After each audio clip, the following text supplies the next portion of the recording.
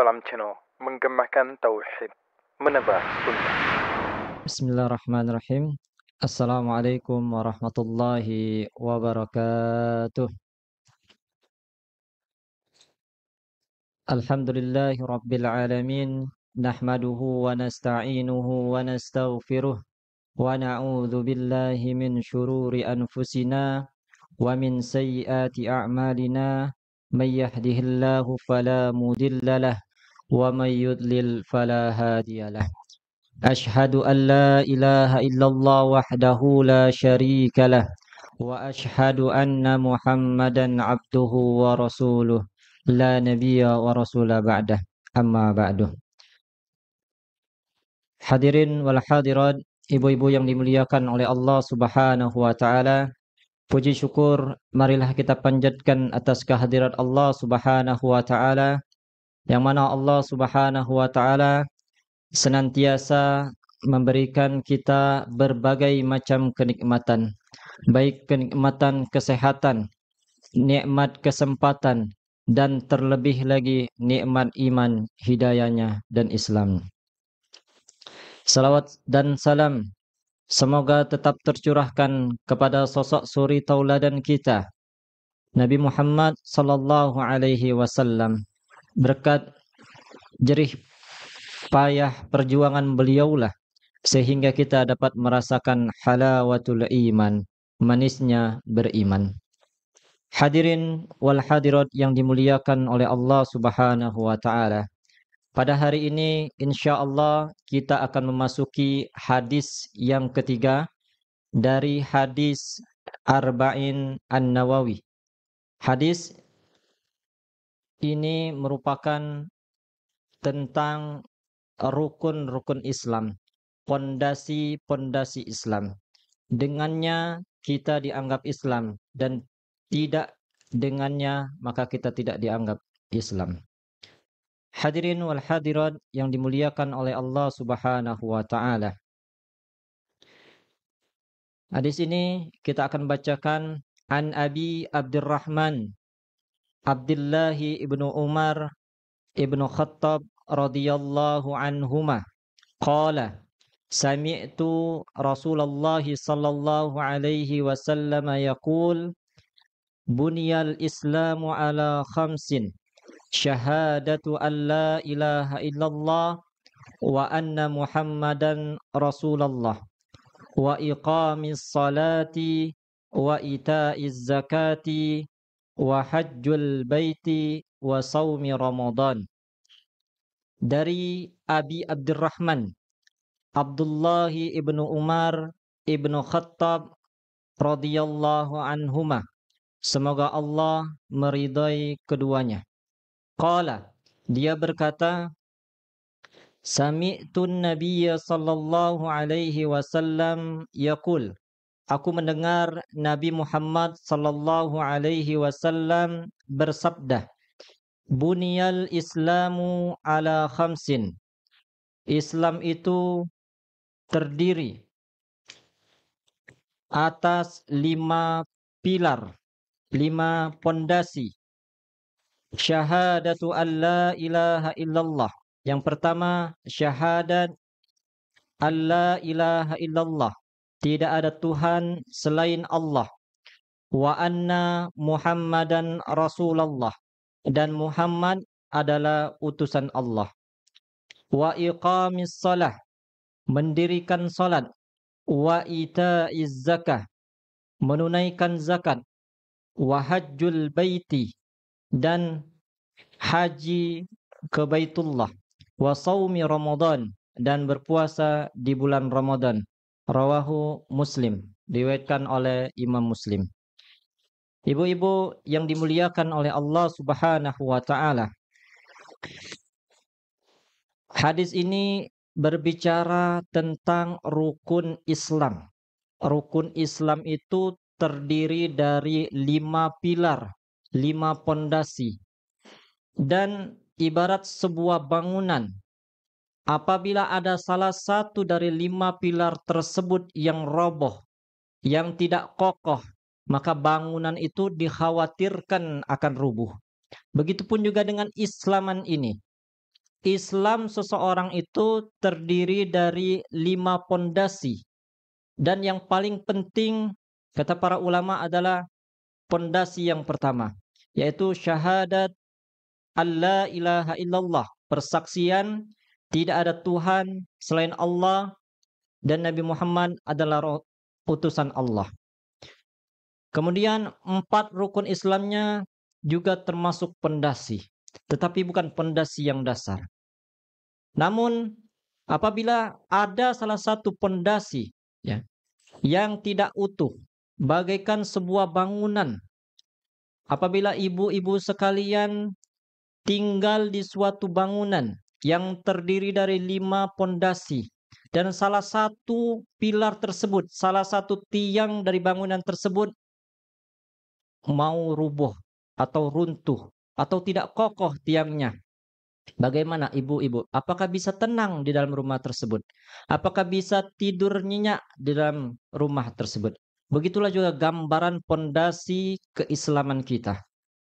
Apabila lima-limanya kuat, kokoh, maka keislaman seseorang akan bagus. Dan sebaliknya, apabila 5 pondasi atau salah satu dari pondasi tersebut roboh atau tidak kokoh, maka dikhawatirkan bangunan Islam seseorang akan roboh. Ibu-ibu yang dimuliakan oleh Allah Subhanahu wa taala, betapa pentingnya pondasi atau rukun Islam pada diri seseorang. Bahkan Rasulullah Shallallahu Alaihi Wasallam ada menyebutkan amalan-amalan yang penting, amalan-amalan yang urgen, namun tidak masuk di dalam rukun Islam. Kenapa demikian? Syekh Ibnu At-Taimiyah rahimahullah pernah mengatakan bahwasanya mengapa ada amalan-amalan yang penting, yang urgen tetapi tidak masuk di dalam rukun Islam, seperti jihad, kemudian amar ma'ruf dan nahi mungkar. Itu adalah amalan yang penting tetapi tidak masuk di dalam rukun Islam. Maka beliau mengatakan bahwasanya rukun Islam termasuk ibadah mahdhah, ibadah yang tanpa sebab. Sedangkan ibadah-ibadah yang disebutkan 3 tadi, maka dia bukan termasuk dari ibadah mahdhah, yang artinya dilakukan ketika ada hajat, dilakukan ketika ada keperluan. Dan di antara amalan-amalan yang penting namun bukan termasuk dari rukun Islam, yang pertama adalah jihad. Jihad merupakan amalan yang besar, pahala yang besar di sisi Allah Subhanahu wa taala. Nabi Muhammad sallallahu alaihi wasallam bersabda, "Ra'sul amri al-Islam wa amuduhu as-salah wa zirwatu sanamihi al-jihad." Pokok segala urusan adalah Islam, wa amuduhu as-salah, dan tiangnya adalah salat, wa zirwatu sanamihi al-jihad, dan puncak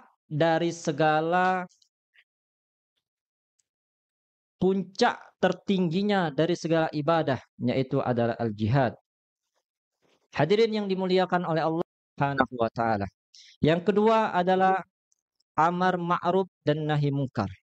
Ini juga merupakan amalan yang penting, tetapi bukan termasuk dari rukun Islam.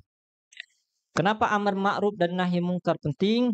Karena itulah yang diperintahkan oleh Allah Subhanahu wa taala. Bahkan Allah Subhanahu wa taala melaknat orang-orang Yahudi, kaum Yahudi, disebabkan mereka tidak mau nahi mungkar di antara mereka. Allah Subhanahu wa taala berfirman di dalam surah Al-Maidah ayat 79. Kanu la yatanahawna am munkarin fa'alu labi sama kanu yaf'alun. Mereka tidak mencegah kemungkaran di antara mereka. Labi sama kanu yaf'alun. Sungguh buruk perbuatan mereka. Dalam makanya Yahudi dilaknat oleh Allah Subhanahu wa taala.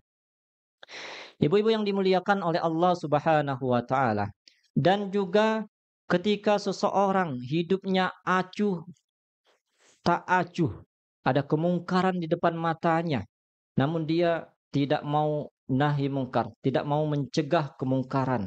Maka dikhawatirkan bukan saja orang-orang yang zalim yang terkena azab dari Allah Subhanahu wa taala. Bukan hanya orang-orang yang berbuat dosa, berbuat kemaksiatan, berbuat kefasikan yang mendapatkan azab dari Allah Subhanahu wa taala. Bahkan orang yang soleh pun juga akan mendapatkan azab dari Allah Subhanahu wa taala apabila dia mendiamkan kekufuran atau kemaksiatan atau kemungkaran yang ada di depan matanya.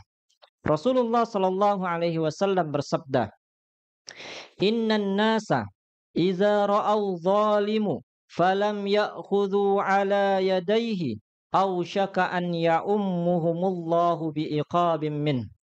Manusia jika melihat kemungkaran falam ya'khudhu ala yadayhi, maka dia tidak mencegah dengan tangannya, au syaka an ya'ummuhumullahu biiqabim min, maka dikhawatirkan Allah mengumumkan untuk mengiqab mereka semua.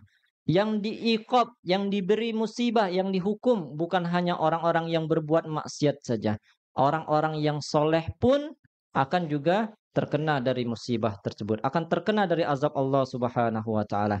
Maka apabila kita melihat kemungkaran dan orang-orang yang berbuat mungkar mengatakan, "Kami yang berbuat mungkar, kenapa kalian yang ribu? Kenapa kalian yang tidak senang? Kan kami yang berbuat kemungkaran, kami yang akan diazab." Maka katakan, "Wahai orang-orang yang berbuat mungkar, semoga Allah telah memberi hidayah kepada kalian. Kalau kalian berbuat mungkar, berbuat kefasikan, berbuat kezaliman, bukan hanya kalian saja yang akan diazab oleh Allah Subhanahu wa taala, namun orang-orang yang soleh pun akan juga diazab oleh Allah Subhanahu wa taala apabila dia mendiamkan kemungkaran ada di depan matanya." Makanya kemungkaran merajalela bukan karena tidak adanya orang yang baik, tapi karena diamnya orang-orang yang baik yang tidak mau mencegah kemungkaran, acuh dia terhadap kemungkaran yang ada di depan matanya.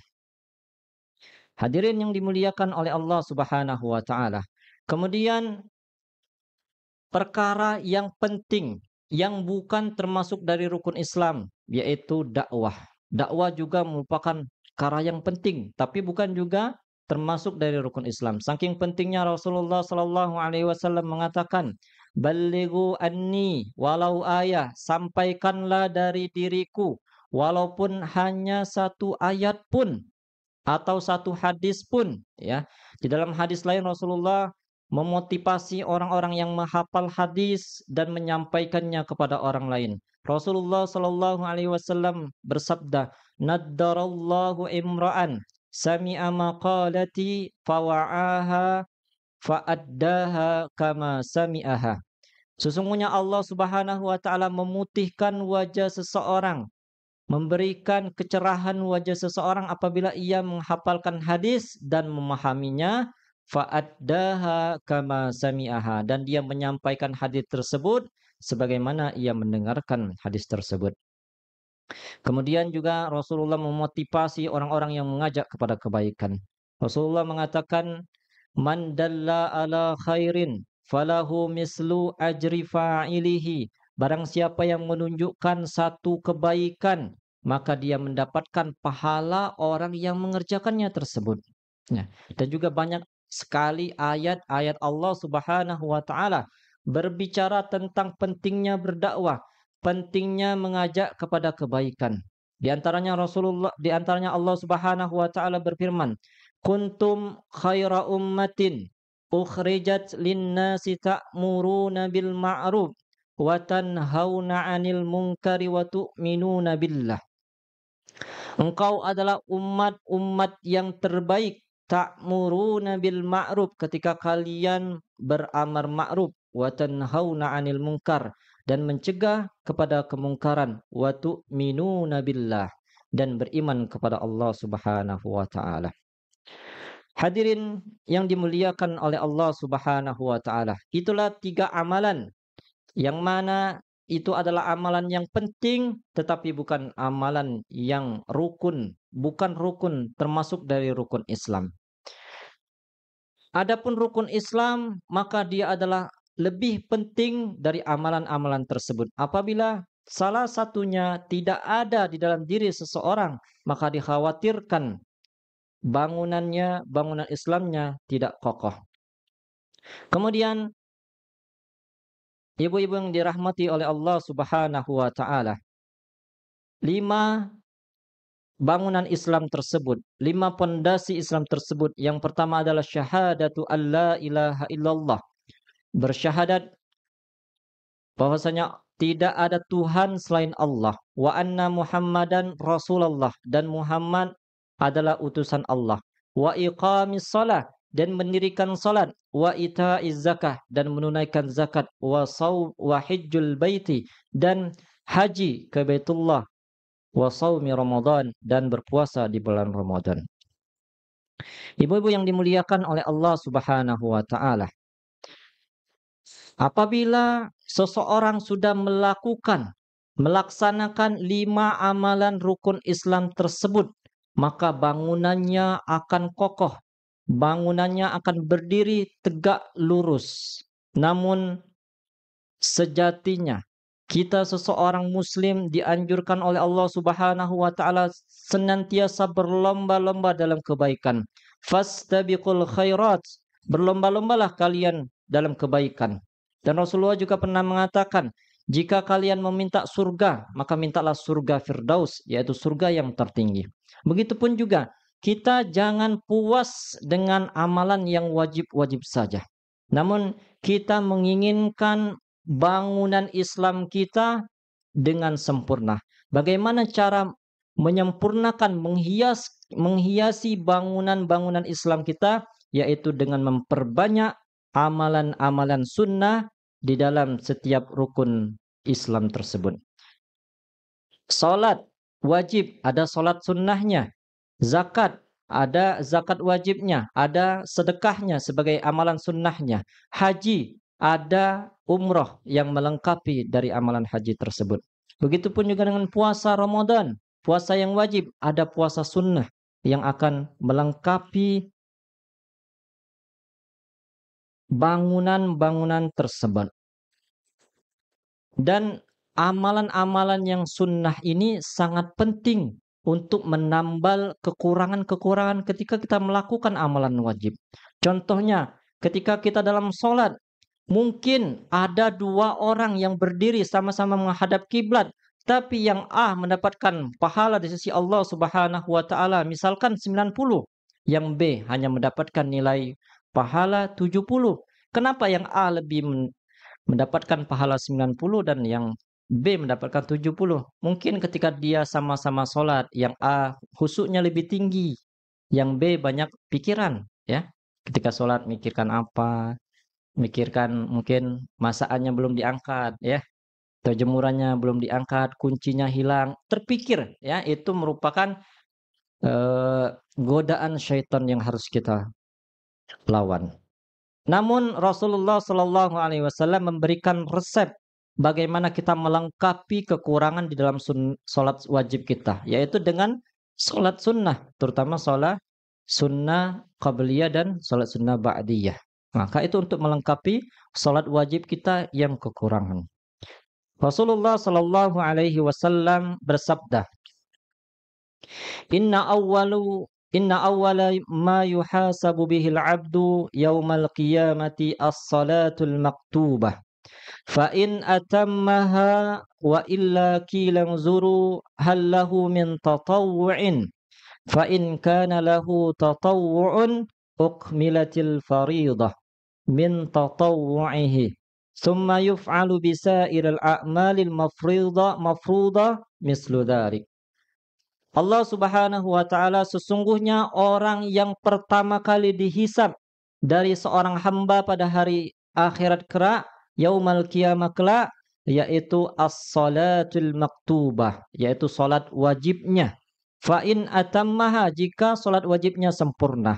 Wa illa kilang zuru hallahu min tatawu'in, dan apabila dia tidak sempurna, masih banyak kekurangan di dalam salat wajibnya. Maka kata Allah Subhanahu wa taala, "Unzuru, lihatlah hallahu min tatawwu'in, apakah ada amalan salat sunnahnya? Fa in kana lahu tatawwu'un ukmilatil fariidhah min tatawwu'ihi."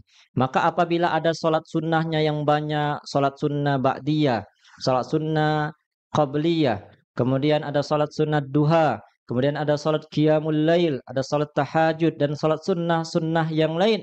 Maka itu bisa menambal kekurangan tersebut. Maka kata Allah, fa in kana lahu tatawwu, apabila ada salat sunnah, maka sempurnakanlah salat wajib tadi, tambahlah kekurangan di salat yang wajib tadi dengan salat-salat yang sunnah. Summa yaf'alu bisairil a'malil mafruḍah mislu zalik. Kemudian begitu juga dengan amalan-amalan yang lain seperti puasa, zakat, haji, itu akan ditambal dengan amalan-amalan yang sunnah yang kita kerjakan. Begitu juga Rasulullah Sallallahu Alaihi Wasallam mengatakan di dalam haji, ya, ada sunnahnya di dalam haji, yaitu al-umratu ilal umrati kaffaratun ma bainahuma wal hajjul mabrur laisa lahu jazaa'un illal jannah. Umrah dengan umrah berikutnya kaffaratun bainahuma, mempunyai penghapusan dosa di antara keduanya. Wal hajju mabrur, dan haji yang mabrur tidak ada balasannya illal jannah, kecuali surganya Allah Subhanahu wa taala. Maka ketika kita kurang di dalam melaksanakan ibadah haji, mungkin tercampur dengan perdebatan antara suami dan istri, perdebatan antara anak dan orang tua, antara kakak dan adik, mungkin dalam melaksanakan yang wajib-wajibnya kita tidak sempurna, maka kita sempurnakan dengan yang sunnah-sunnah. Dan juga kita sempurnakan ibadah haji kita dengan umroh. Namun hadirin yang dimuliakan oleh Allah Subhanahu wa taala, ada yang perlu digarisbawahi. Jangan sampai kita memprioritaskan yang sunnah tapi mengabaikan yang wajib. Kita harus lebih mendahulukan yang wajib baru yang sunnah. Jangan sampai kita bangun di tengah malam untuk sholat tahajud, namun subuhnya kita kebablasan, kita bolong, ya. Itu juga merupakan dari godaan syaitan. Jadi kita terlalu semangat untuk melaksanakan yang sunnah, tetapi meninggalkan yang wajib. Maka harus sinkron, harus sungguh, ya. Amalan yang wajib itu jauh lebih dicintai oleh Allah Subhanahu wa taala dibandingkan amalan yang sunnah. Setinggi-tingginya amalan sunnah, amalan yang wajib lebih tinggi, lebih dicintai dan lebih disukai oleh Allah Subhanahu wa taala. Misalkan, ya, Rasulullah Shallallahu Alaihi Wasallam bersabda, "Rakaatul fajri khairum minad dunya wa ma fiha." 2 rakaat sebelum sholat subuh itu lebih baik dari dunia dan isinya. Ya, sholat sunnah qabliyah subuh itu pahalanya lebih baik dari dunia dan isinya. Kapan akan diberikan pahala tersebut? Di akhirat kelak, ya. Kalau di dunia ini tidak akan diberikan. Susah kita bawanya, ya, dikasih dunia dan isinya, bagaimana kita bawanya? Maka Allah tahu kapan kita mendapatkan pahala tersebut, yaitu di akhirat kelak. Nah, pahala yang besar ini, ya, Allah lebih mencintai sholat subuh 2 rakaat dibandingkan sholat sunnah 2 rakaat sebelum subuh. Sangat lebih besar pahalanya di sisi Allah Subhanahu wa taala. Kemudian juga Rasulullah Shallallahu Alaihi Wasallam bersabda, "Wa ma taqarraba ilayya 'abdi bi syai'in ahabba ilayya mimma aftaradtuhu 'alaihi wa la yazalu 'abdi yataqarrabu ilayya bin nawafili hatta uhibbah." Tidaklah seorang hamba mendekat kepadaku bisyai'in uhibbu ilayya, dengan yang aku cintai, mimma tarattuhu fihi, dari yang telah aku wajibkan bagi mereka. Jadi untuk mendekati Allah Subhanahu wa taala, maka Allah mencintai kita mendekatkan kepada Allah dengan mengamalkan yang wajib. Kemudian wala yazalu 'abdi yataqarrabu ilayya bin nawafil hatta uhibbah.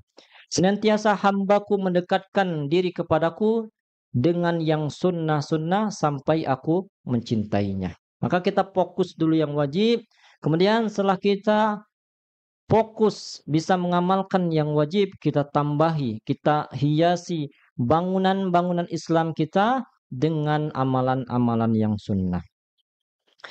Hadirin ibu-ibu yang dimuliakan oleh Allah Subhanahu wa taala. Rukun Islam terdiri dari 5 rukun. Yang pertama syahadat. Asyhadu an la ilaha illallah wa anna Muhammadan Rasulullah. Bersaksi bahwasanya tidak ada Tuhan selain Allah dan Nabi Muhammad adalah utusan Allah. Yang pertama harus kita garis bawahi, yaitu kita mengikrarkan dengan sepenuh hati bahwasanya tidak ada Tuhan selain Allah yang berhak disembah kecuali Allah Subhanahu wa taala dan Muhammad adalah utusan Allah Subhanahu wa taala. Permisalan, ada seorang pencuri yang dipanggil hakim untuk datang di dalam persidangan. Kemudian seorang saksi tersebut dia menyaksikan orang yang mencuri, dia saksi sebagai orang yang mencuri. Maka ketika saksi tersebut dipanggil oleh hakim, lalu hakim bertanya kepada saksi tersebut, apakah kamu melihat orang yang mencuri tersebut? Maka si saksi tersebut menjawab, tidak. Apakah kamu tahu siapakah nama orang yang mencuri tersebut? Maka si saksi menjawab, tidak. Dan ditanya terus bagaimana waktunya, tempatnya, kejadiannya bagaimana, dan yang bersaksi ini dia tidak tahu, bahkan ya ragu-ragu menjawab pertanyaan tersebut. Ketika seorang hakim bertanya tersebut, kira-kira persaksian seorang saksi tersebut akan diterima atau tidak? Dikhawatirkan apabila dia bersaksi dengan jawaban yang ragu, jawaban yang tidak meyakinkan, maka dikhawatirkan persaksiannya akan ditolak.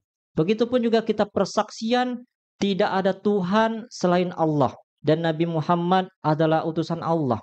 Apakah persaksian kita akan diterima oleh Allah Subhanahu wa taala di akhir zaman, di yaumil qiyamah nanti atau tidak, ya? Apabila kita bersaksi tidak ada Tuhan selain Allah, tetapi sebagian ibadah kita serahkan kepada selain Allah Subhanahu wa taala. Kita berdoa kepada Allah Subhanahu wa taala. Di sisi lain juga kita berdoa kepada wali-wali Allah, meminta kepada kuburan, meminta kepada yang gaib, percaya terhadap keris, percaya terhadap jimat. Kita yakin Allah yang mengatur alam semesta ini, tapi kita juga meyakini ada syaitan-syaitan yang bisa menurunkan hujan, ada pawang-pawang yang bisa mengalirkan angin untuk hujan di sini, hujan di situ. Apakah keyakinan-keyakinan ini bisa diterima oleh Allah Subhanahu wa taala apabila hati kita, akidah kita masih bercampur baur dengan kesyirikan, ya. Ibadah itu, ya, ketika kita tauhid kepada Allah Subhanahu wa taala, ada 3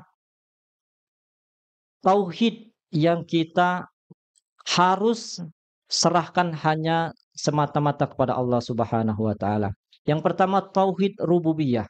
Apa tauhid rububiyah itu? Kita meyakini bahwasanya Allah Subhanahu wa taala yang mengatur seluruh alam ini tanpa ada bantuan malaikat, tanpa ada bantuan jin. Allah bisa sendiri semuanya. Allah yang menurunkan hujan, Allah yang menghidupkan, Allah yang mematikan, Allah yang berilmu. Itu namanya tauhid rububiyah. Jangan ada sampai kita berkeyakinan ada kekuatan lain yang mengatur alam ini selain kekuatan Allah Subhanahu wa taala. Maka sekarang harus yakin, ya. Tidak boleh takut lagi dengan jin, ya. Tidak boleh lagi takut dengan hantu, tidak boleh lagi takut dengan rumah yang angker, ya. Karena itu tidak ada kekuatan sedikit pun kecuali Allah Subhanahu wa taala menghendakinya.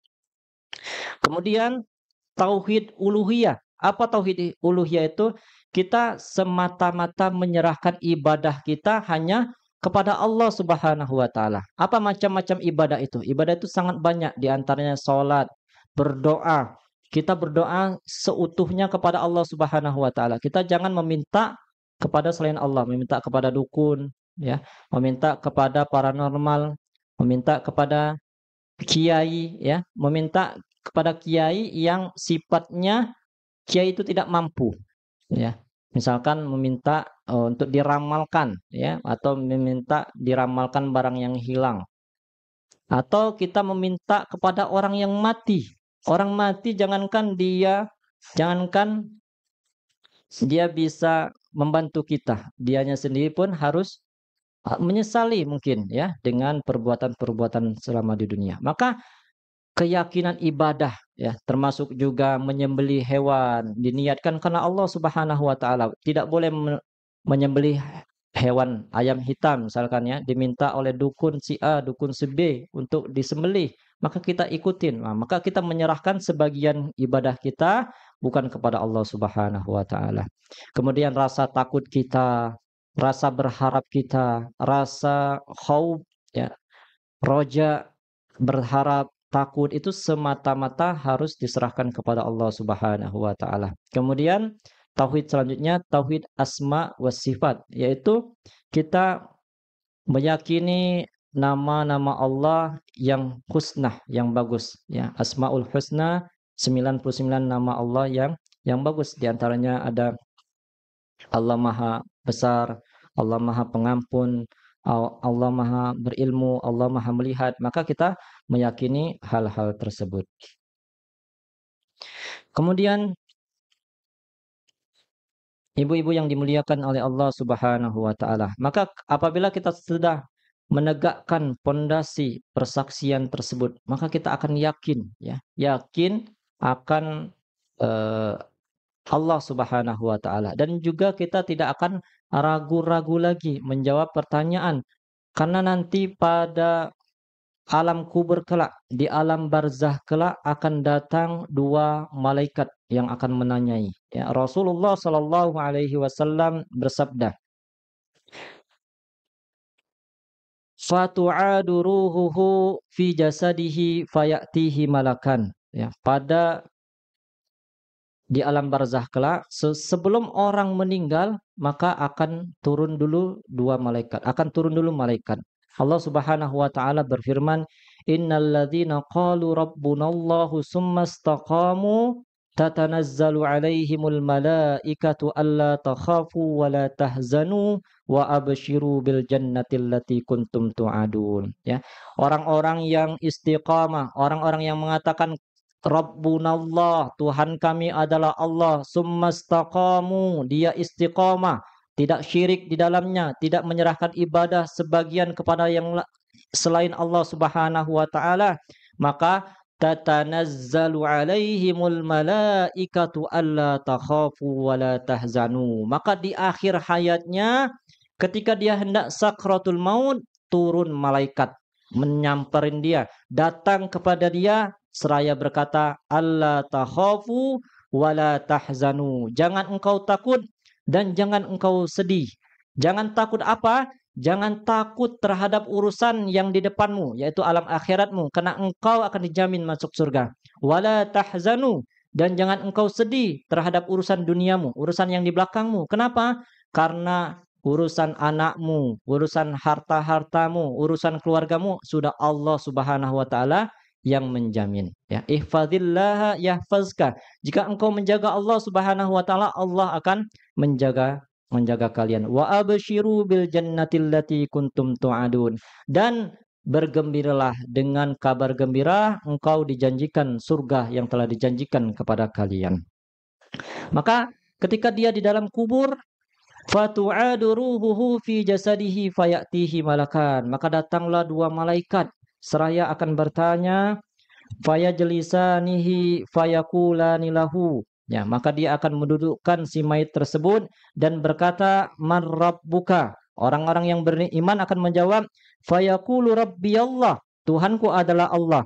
Fayaqulani lahu badinuk. Kemudian dia berkata lagi, apa agamamu? Fayaqulu diniyal Islam. Agamaku adalah Islam. Fayaqulani lahu. Maka dia berkata lagi, ma hadzal rajulul alladzi ba'asa fikum, fayaqulu huwa Rasulullah sallallahu alaihi wasallam. Kemudian orang beriman tersebut ditanya, siapakah lelaki yang diutus kepada kalian? Maka dia menjawab, ia adalah Rasulullah sallallahu alaihi wasallam. Orang yang beriman, yang persaksiannya, syahadatnya ikhlas karena Allah Subhanahu wa taala tanpa ada campur kesyirikan, tanpa ada campur dia mensyirikkan Allah Subhanahu wa taala, menyerahkan sebagian ibadahnya bukan kepada Allah Subhanahu wa taala, maka dengan mudah menjawab pertanyaan dua malaikat tersebut. Siapa dua malaikat tersebut? Qila lahu munkar wal akhar nakir, ya. Dua malaikat tersebut adalah Munkar dan Nakir.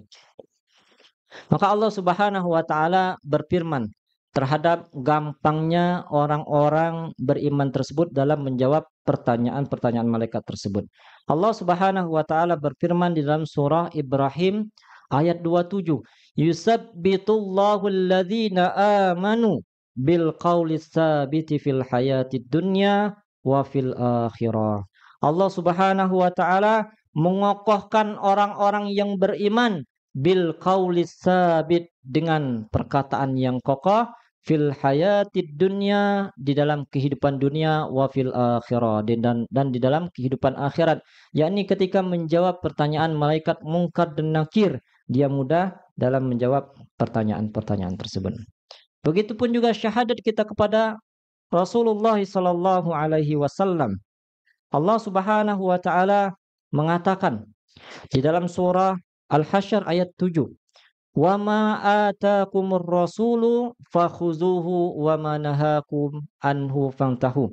Apa yang diberikan oleh Rasul, fakhuzuhu, maka ambillah, wa ma nahakum anhu fantahu, dan apa yang telah dilarang oleh Rasul, fantahu, maka jauhilah, ya.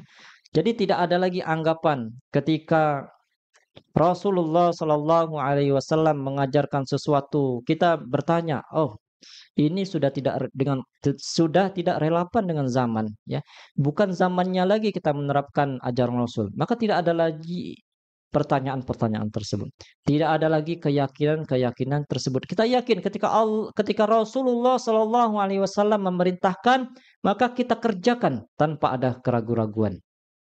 Dan sebaliknya, ketika Rasulullah Sallallahu Alaihi Wasallam melarang, tidak ada Rasulullah Sallallahu Alaihi Wasallam mencontohkan amalan tersebut, maka kita dengan yakin, seyakin-yakinnya tidak melakukan amalan tersebut. Kenapa? Karena Rasulullah sendiri tidak mencontohkan. Bagaimana kita ingin mengikuti Rasulullah Sallallahu Alaihi Wasallam? Kita beribadah sesuai dengan tuntunan Nabi Muhammad Sallallahu Alaihi Wasallam, tetapi kita tidak mau mengikuti aturannya Rasulullah. Kalau kita tidak mau mengikuti aturan Rasulullah, terus aturan siapa yang kita ikuti? Aturan siapa yang akan menjadi rujukan kita? Aturan siapa yang akan kita lihat kalau bukan aturan dari Allah dan bukan dari aturan Rasul? Maka apa yang dikatakan ilmu itu yaitu ma qala Allah war Rasul, ya. Apa yang dikatakan ilmu itu yaitu apa yang dikatakan oleh Allah dan Rasulnya. Dan selain yang dikatakan oleh Allah dan yang selain yang dikatakan oleh Rasul, maka itu tidak termasuk ilmu.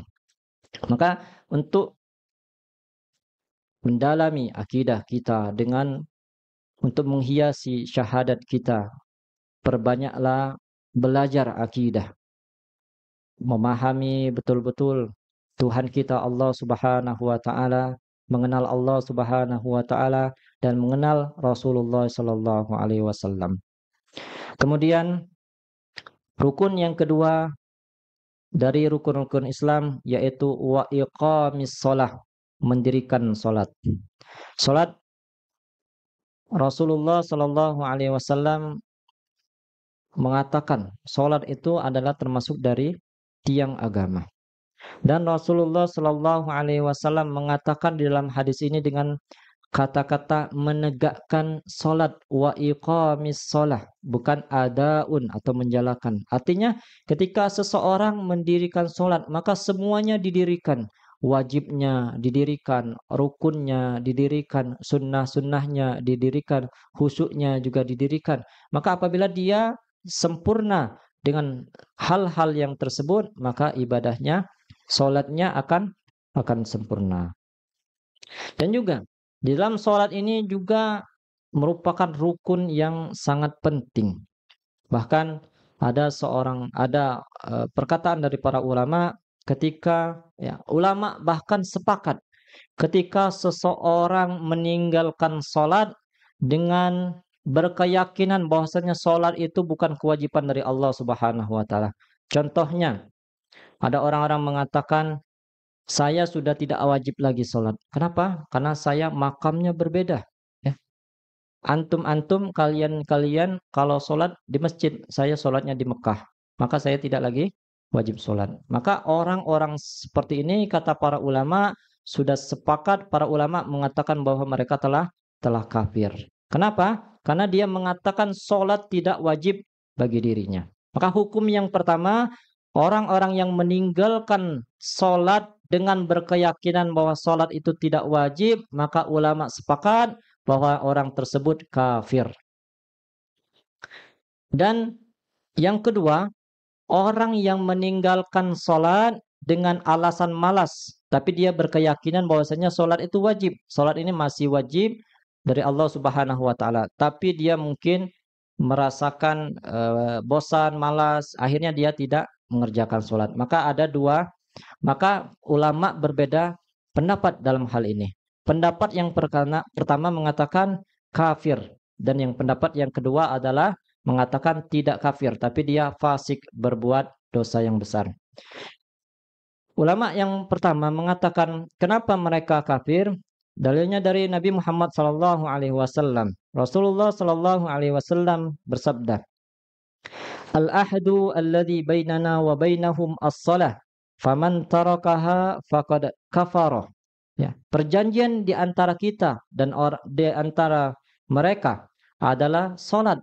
Barang siapa yang meninggalkannya, maka dia kafir. Kemudian Rasulullah SAW juga bersabda, Inna bainar rajul wa bainas syirka wal kufr tarkus salah. Sesungguhnya antara seseorang dengan kesyirikan dan kekufuran yaitu meninggalkan sholat. Ulama yang pertama mengatakan kafir di sini benar-benar kafir. Dia keluar dari agama Islam.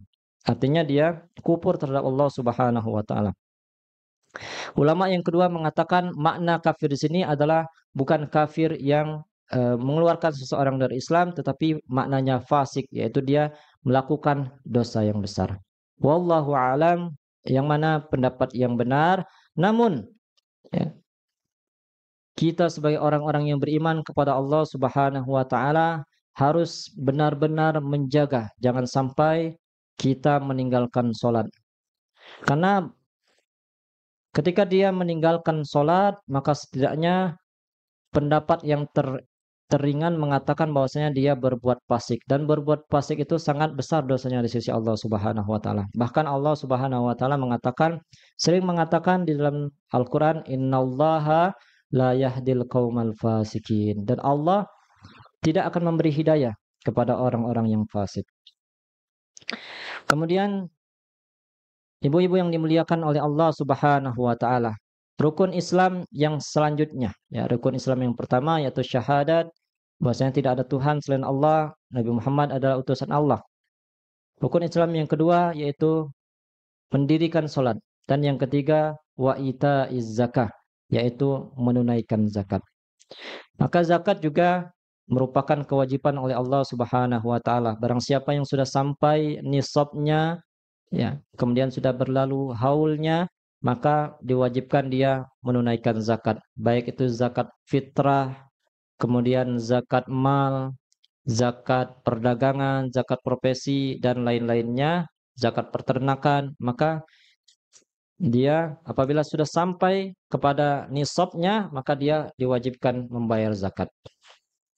Dan juga zakat ya, ada ibadah sunnahnya. Apa ibadah sunnah dari zakat tersebut? Yaitu sedekah ya. Jadi untuk menghiasi bangunan Islam tersebut, untuk menghiasi pondasi zakat, maka kita perbanyak dengan memperbanyak sedekah. Rasulullah Shallallahu Alaihi Wasallam pernah bertanya kepada para sahabatnya.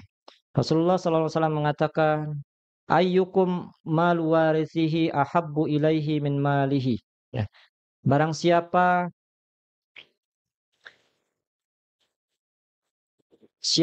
di antara kalian yang harta kalian lebih kalian inginkan untuk ahli waris kalian atau untuk diri kalian? Maka kata para sahabat mengatakan, qalu ya Rasulullah, ma minna ahadun illa maluhu ahabbu ilaihi. Qala fa inna maluhu ma qaddama wa malu warisuhu ma akhara. Maka kata para sahabat, ya Rasulullah, kami semuanya mencintai harta kami. Maka kata Rasulullah, sesungguhnya harta kalian itu adalah harta yang kalian infakkan, ya. Wa malu warisihi, dan harta yang kalian tahan-tahan itu sejatinya itu bukan harta kalian, tetapi harta ahli waris, ya. Harta itu yang milik kita, ya ibu-ibu yang dimuliakan oleh Allah Subhanahu wa taala, yang milik kita itu hanya ada dua. Apa itu? Harta yang kita pakai, yang kita makan, yang kita belanjakan, itu harta milik kita. Yang kedua adalah harta yang kita sedekahkan, ya. Sedekahkan itu sejatinya walaupun berkurang, ya, secara zahir berkurang, tapi di sisi Allah Subhanahu wa taala akan bertambah, dan itu akan menjadi harta kita nanti di akhirat kelak. Jadi yang benar-benar menjadi harta kita itu adalah apa yang kita makan, apa yang kita pakai, dan apa yang kita sedekahkan. Adapun harta yang kita tahan-tahan, kita tabung-tabung, ya, kita kumpul-kumpulkan, kita masukkan dalam rekening, kita hitung-hitung lagi, ada kekurangan dikit, tambah lagi, kita kumpulkan bersusah payah, itu bukan harta kita. Harta siapa itu? Itu ada harta ahli waris kita. Apabila kita mati, apabila kita wafat, kita tidak bawa sepersen pun dari harta tersebut.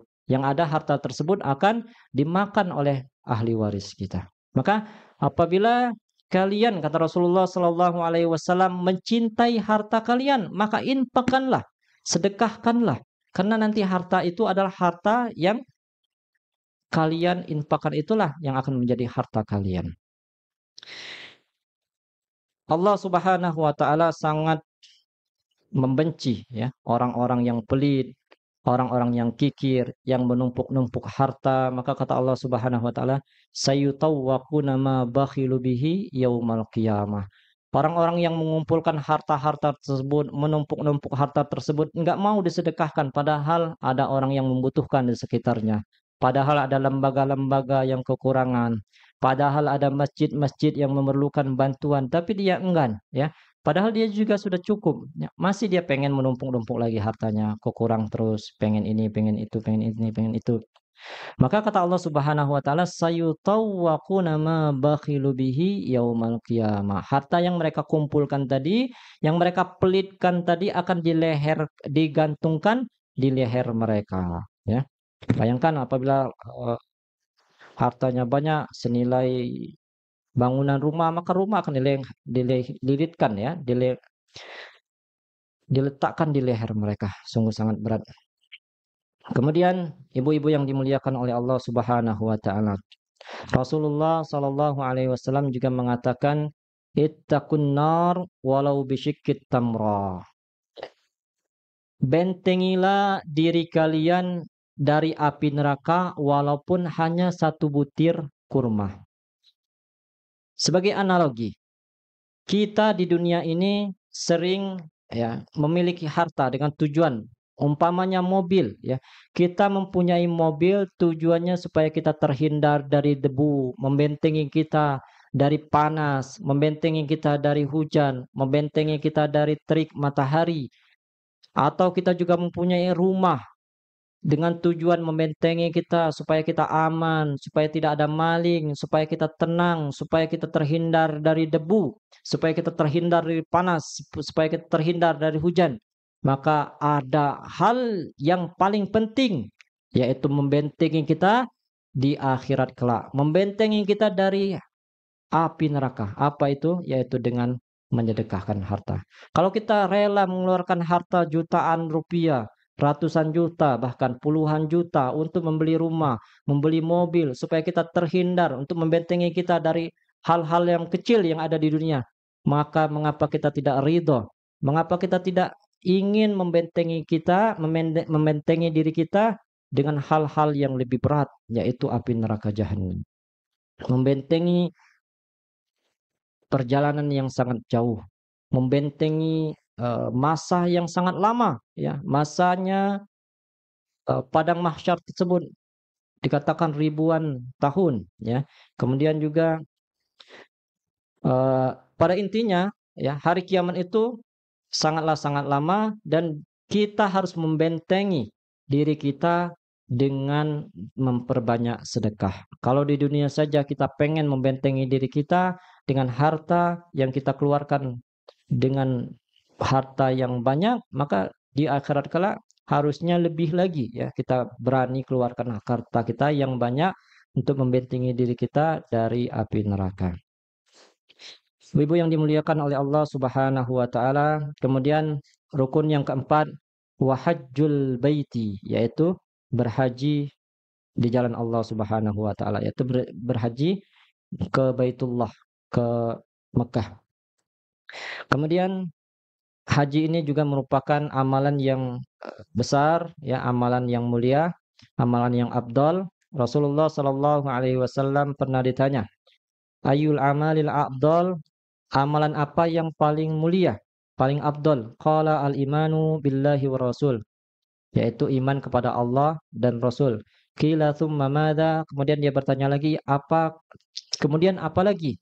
Qala al-jihadu fi sabilillah. Rasulullah menjawab, jihad di jalan Allah. Kemudian qila thumma madza? Summa madza? Kemudian dia berkata lagi, apa lagi? Rasulullah SAW mengatakan, qala hajjum mabrur, yaitu haji yang mabrur. Kemudian yang terakhir yaitu puasa di bulan Ramadan. Puasa Ramadan juga merupakan rukun yang paling penting dan menunjukkan keimanan kita kepada Allah Subhanahu wa taala. Kita rela meninggalkan hal yang primer, ya, hal-hal yang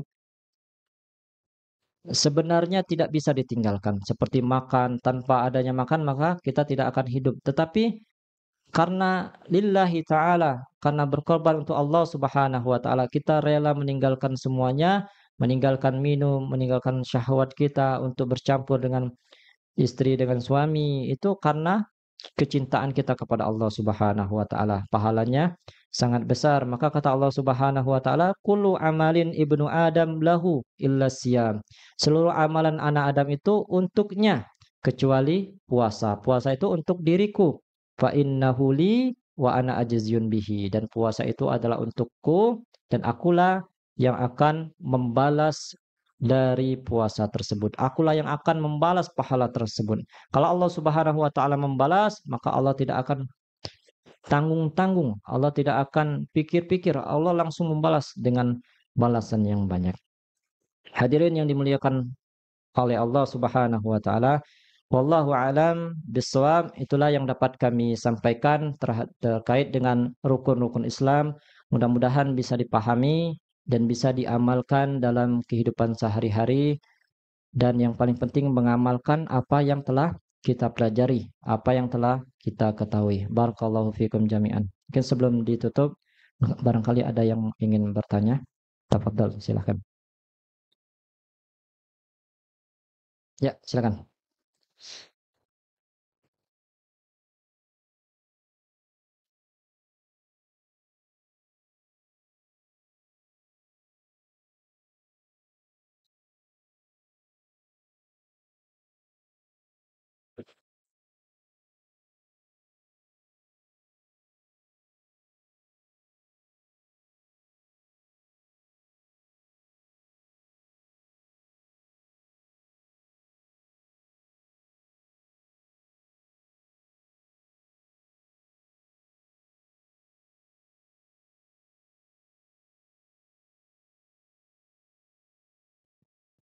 Assalamualaikum warahmatullahi wabarakatuh. Waalaikumsalam warahmatullahi wabarakatuh. Pak Ustadz, saya mau bertanya, katanya Ya. setan itu kan nggak ada, yang ada jin. Hmm. Kita tidak boleh mempercayainya. Bagaimana? Misalnya ternyata pernah ada kejadian di rumah saya yang lama, Hmm. ada benar-benar terdengar suaranya, padahal kita lagi mau sholat, ambil wudhu, tapi entah itu jin atau setan terdengar Ustadz, Ya. mengeluarkan suara. Hmm. Kayak gitu. Padahal kita, mau sholat kayak gitu. Ya. Itu bagaimana Ustadz, menurut Ustadz? Baik, untuk syaitan, iblis, dan jin itu semuanya ada ya. Semuanya ada. Apa perbedaan di antara ketiganya? Syaitan, iblis, dan jin. Jin merupakan eh, jin itu ada dua macam, ada jin kafir dan ada jin muslim. Ya, jadi jin itu bisa kafir dan bisa muslim. Sedangkan apa itu syaitan dan apa itu iblis? Syaitan itu adalah nama dari jin yang kafir, ya, namanya syaitan. Jadi kalau namanya yang kafir itu yang tidak beriman kepada Allah itu namanya syaitan. Sedangkan iblis, apa itu iblis? Iblis itu adalah induknya syaitan, ya. Bapak, ibunya, nenek moyangnya syaitan, itu namanya iblis. Yang dia durhaka kepada Allah Subhanahu wa taala, tidak mau sujud kepada Nabi Adam. Wa idz qulna lil malaikati isjudu li adama fasajadu illa iblis aba wastakbar wa kana minal kafirin, ya. Allah Subhanahu wa taala menyuruh para malaikat untuk bersujud kepada Nabi Adam dan semua malaikat bersujud illa iblis, kecuali iblis, ya. Iblis itu aba wastakbar, dia enggan dan merasa menyombongkan diri. Wa kana minal kafirin, dan dia termasuk dari orang-orang yang termasuk dari golongan yang kafir. Baik, itu ya. Jadi iblis, jin dan setan itu ada ya. Dan mungkin saja ya gangguan-gangguan seperti itu mungkin saja ada yang harus kita sikapi adalah sikap kita.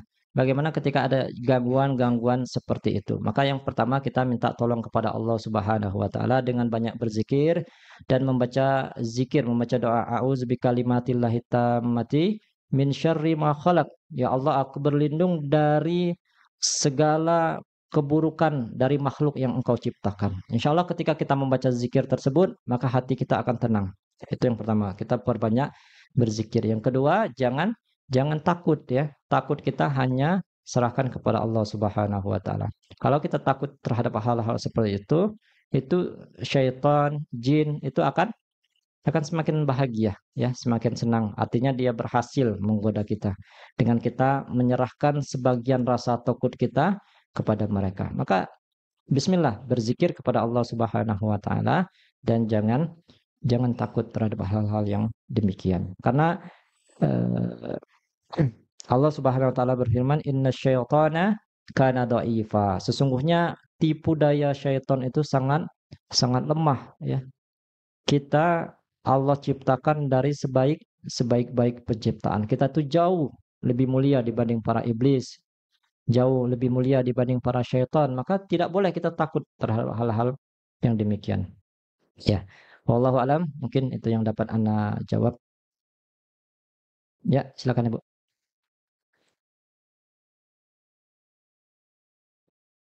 Tambahan lagi Ustadz, katanya tadi apa? Iya, Ada zikirnya tadi, apa zikirnya Ustadz untuk kita baca? yang tadi Bu ya. Ya. A'udzu bikalimatillahi tammati min syarri ma khalaq. A'udzu bikalimatillahi tammati min syarri ma khalaq.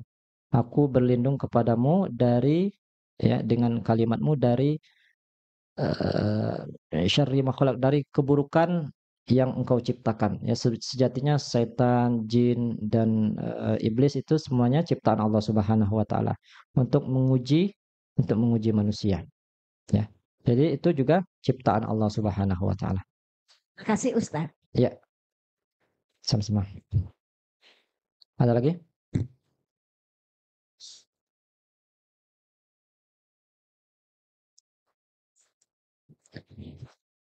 Waalaikumsalam warahmatullahi wabarakatuh.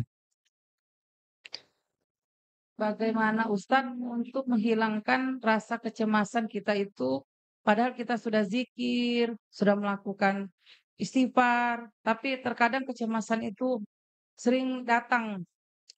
Untuk menghilangkannya, bagaimana caranya Ustadz? Kecemasan terhadap apa, Bu?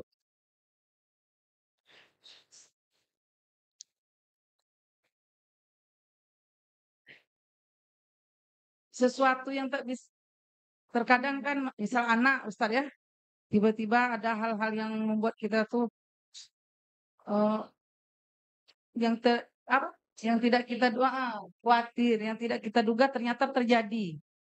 Jadi cemas terhadap masa depan. Seperti itu. Nah, Ya, rezeki misalkan seperti itu ya. rezeki itu tidak pula Allah. nah, ya Anak ya. Anak misalkan takutnya anak nakal seperti itu, Bu ya. Ya. Baik. terima kasih Ustaz. Assalamualaikum warahmatullahi wabarakatuh. Waalaikumsalam warahmatullahi wabarakatuh. Baik, untuk ya memang perasaan-perasaan khawatir ya, perasaan takut itu merupakan ujian dari Allah Subhanahu wa taala. Allah juga menyebutkan bahwasanya wala nabluwannakum bisyai'in minal khaufi wal ju' wa naqsim minal amwal was samarat ya. Wa basyiril ladzi Allah Subhanahu wa taala mengatakan bahwasanya kami akan menguji kalian dengan rasa takut ya, rasa cemas, rasa kelaparan dan rasa kehilangan. Itu memang wajar ya, wajar perasaan-perasaan seperti itu. Namun jangan berkelanjutan ya, jangan berkelanjutan dan harus dilawan karena Allah Subhanahu wa taala sudah menjanjikan semuanya. Bagaimana caranya? Caranya sesuai dengan hadis Nabi Muhammad SAW, ihfazillaha yahfazka. Apa artinya? Jagalah Allah Subhanahu wa taala, maka Allah akan menjaga kalian. Maksudnya bagaimana kita menjaga Allah Subhanahu wa taala? Yaitu kita menjaga seluruh amalan-amalan yang Allah perintahkan, ya.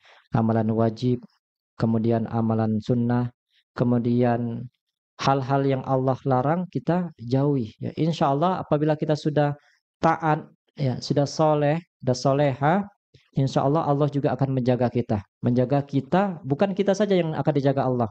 Anak keturunan kita Allah jaga, ya. Baik itu dari kekhawatiran misalkan anak kita akan durhaka kepada Allah, akan nakal, itu Allah akan jaga. Bukan hanya anak kita, bahkan rumah kita, harta kita, pekerjaan kita itu Allah akan mudahkan, Allah akan jaga. Apabila kita mengerjakan perintah Allah dan menjauhi seluruh larangan-larangannya, semaksimal mungkin kita lakukan. Ya. Bahkan ya di dalam surah Al-Kahfi itu diceritakan bahwasanya Nabi Khidir alaihissalam dan Nabi Musa alaihissalam, Nabi Khidir itu pernah menegakkan sebuah tiang ya, maka ditanyalah oleh Nabi Musa dan dijelaskan oleh Nabi Khidir. Nabi Khidir mengatakan wa kana abuhuma soliha, sesungguhnya aku menegakkan tiang tersebut karena di bawahnya ada harta warisan yang orang tuanya soleh ya. Jadi Nabi Khidir diperintahkan oleh Allah Subhanahu wa taala menegakkan tiang yang di bawahnya ada harta anak yatim yang soleh orang tuanya. Kenapa ditegakkan tiang tersebut? Karena khawatir kalau tiang tersebut roboh, harta tersebut akan diambil oleh orang lain. Ya. Itu menunjukkan bahwasanya Allah mengutus Nabi langsung untuk menegakkan tiang, menegakkan untuk menjaga harta anak tersebut. Karena apa? Karena orang tua mereka soleh. Ya. Dan dikatakan bukan orang tuanya langsung yang soleh itu, tetapi kakek ketujuhnya. Ya. Jadi kalau kita soleh itu bisa bukan hanya anak cucu kita saja yang merasakan kenikmatan tersebut. Bahkan sampai 7 keturunan pun akan menikmati kesolehan kita, kesolehan orang tua kita. Ya, maka berbuatlah yang soleh. Insya Allah kalau kita menjaga Allah Subhanahu Wa Taala, Allah akan menjaga kita. Baik dari rezeki kita, anak cucu keturunan kita, dan yang lain-lainnya. Nah, mungkin itu Ibu yang dapat kami sampaikan. Wallahu a'lam. Ada lagi?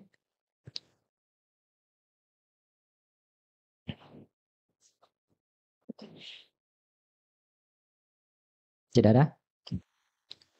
Cukup ya? Baik, kalau cukup, barakallahu fikum jami'an. Pada intinya, ya, kita harus mengerjakan ya.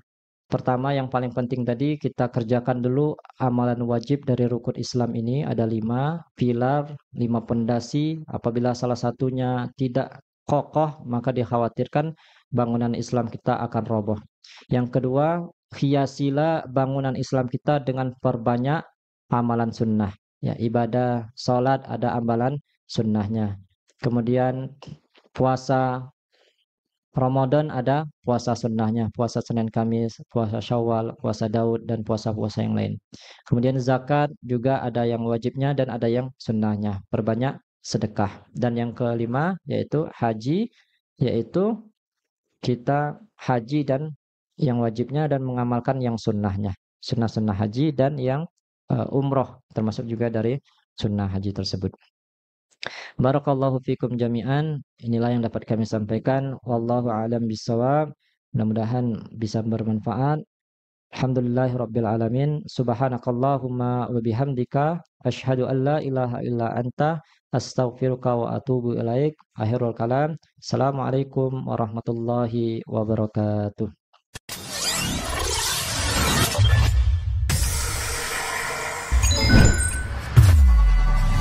Darussalam Channel, menggemakan tauhid, menebar sunnah.